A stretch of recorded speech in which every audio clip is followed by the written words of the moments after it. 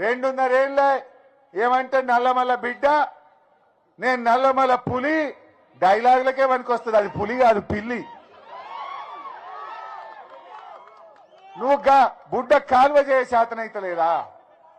గా కాలువ చేయ చేత కాదు.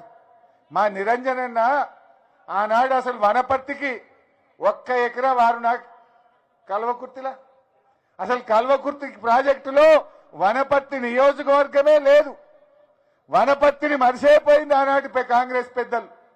కానీ నిరంజన్ రెడ్డి గారు కేసీఆర్ గారితో ఉండే ప్రేమ, కేసీఆర్ గారికి నిరంజన్ రెడ్డి గారి మీద ఉండే ప్రేమ, మొదటి దశలో ఉద్యమంలో నడిచినటువంటి చనువు, కేసీఆర్ గారి దగ్గర ఆయనకు ఉండే చనువును ఉపయోగించిండు.